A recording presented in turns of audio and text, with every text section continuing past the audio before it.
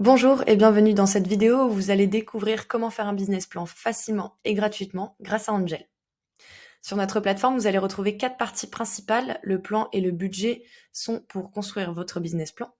En troisième, vous allez retrouver la partie action qui vous permet de télécharger l'Excel de votre prévisionnel et le PDF de votre business plan complet. Et vous retrouverez une to-do list des choses à faire avant de vous lancer. La quatrième partie, RSE, vous permet de mesurer votre impact social et écologique et pourquoi pas d'avoir des idées pour retravailler votre stratégie en fonction de ces deux dimensions. On va démarrer avec la partie plan d'affaires. Je vous conseille de toujours démarrer par celle-ci pour avoir un prévisionnel qui est réaliste. Sur la gauche, vous allez retrouver le sous-menu de chaque partie. Vous pouvez naviguer à travers chaque partie comme vous le souhaitez et revenir modifier et améliorer votre business plan au fur et à mesure. Au centre, vous avez la zone de saisie où vous allez pouvoir renseigner les informations demandées à chaque étape. Et à droite, vous avez des conseils en format texte ou en vidéo, également des conseils RSE pour inclure ça dans votre stratégie dès le départ. On va commencer avec l'étape 1, l'idée.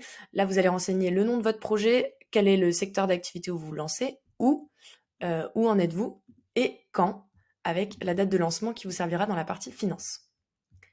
La partie présentation, c'est la présentation du projet. Il faut pitcher votre projet, savoir le décrire de la manière la plus précise et la plus claire possible pour que chaque interlocuteur puisse vous comprendre.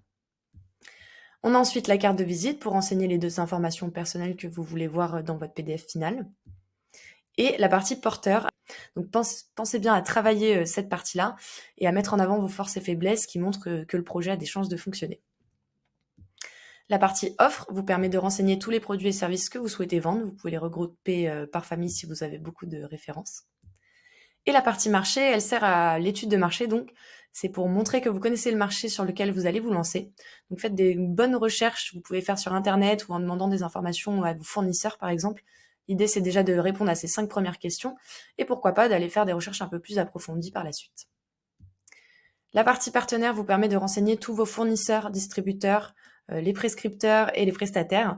L'idée, c'est de savoir s'entourer. Sachez qu'un entrepreneur ne se lance jamais seul. Et donc, s'il vous manque quelqu'un, chez Angel, on a décidé de vous mettre des suggestions, de faire une marketplace de partenaires, de choisir les meilleurs dans leur domaine pour que vous puissiez les choisir en un clic.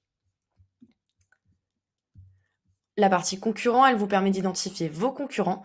Donc là, c'est soit par famille, soit chacun un par un. Mais cette partie-là, elle vous permet de vous positionner au niveau prix sur le marché. Donc il faut savoir si vous êtes moins cher, plus cher ou au même prix que vos concurrents pour savoir quel sera l'avis de vos clients. Et en parlant de clients qui vont donc payer, dans cette partie, vous allez travailler vos personas, c'est-à-dire des personnages caricaturaux des clients que vous souhaitez viser avec votre business en déterminant leurs habitudes de consommation notamment. La partie commerciale vous permet d'établir votre message commercial, votre argumentaire de vente. Si vous ne savez pas comment faire, vous pouvez cliquer juste ici et vous accéderez à notre article sur le Capson Casse avec notamment la matrice pour travailler ces arguments de vente qui vont déclencher l'achat chez vos clients. Pour finir, vous avez la partie marketing. Ici, il est question d'acquisition, comment vous amenez vos clients à vous grâce aux messages que vous aurez travaillé avant. Et les différents moyens, ça peut être par exemple pour un restaurant, un article dans la presse locale. Pour chaque action, je vous conseille de regarder qui s'en occupe, quel est le coût pour vous, vers quel client c'est adressé et qu'est-ce que vous attendez comme retour client sur cette action. Voilà pour la partie plan, on va passer à la partie budget où vous allez retrouver les aides en haut pour permettre une meilleure lecture. Il y a toujours les vidéos, bien sûr. La première partie, c'est la partie chiffre d'affaires. On va vous demander le prix et le coût d'achat de chaque produit. Pour un service, c'est bien sûr 0 pour le coût. Le volume que vous pensez vendre chaque mois et sur combien de temps vous pensez vendre ce produit. Par exemple, si vous voulez démarrer qu'un an après le lancement, vous pouvez le faire. Une fois que vous aurez rentré ces informations, vous allez pouvoir modifier mois par mois chaque information pour notamment inclure la saisonnalité. Une fois qu'on s'est intéressé aux revenus, on va venir regarder combien d'investissements il y a à faire pour votre lancement.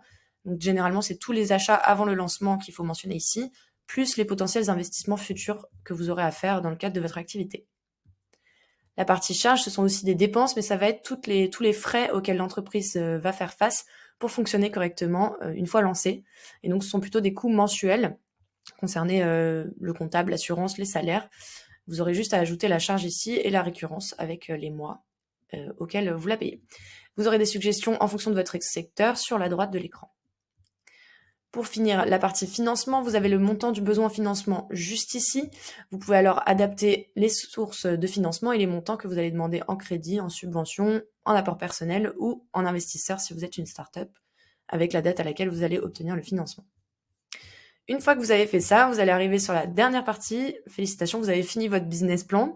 Vous obtenez la rentabilité sur 3 ou 5 ans en fonction de ce que vous aurez choisi, un texte qui va décrire le seuil de rentabilité de votre entreprise et un tableau qui va détailler le chiffre d'affaires, les marges brutes, les salaires ou le solde de votre compte en banque chaque mois sur toutes les années que vous aurez choisies. Pour finir, vous pourrez télécharger le PDF de votre business plan qui se présente comme ceci et qui va récapituler toutes les parties que vous aurez mentionnées dans la plateforme, même la partie budget jusqu'au graphique et au détail mois par mois. Vous pourrez aussi donc télécharger l'Excel de votre projet qui se présentera lui comme ceci, avec un plan de financement initial, un compte de résultat et une trésorerie, tout cela sur 5 ans. Vous voyez, c'est pas si compliqué de faire un business plan, alors maintenant à vous de jouer.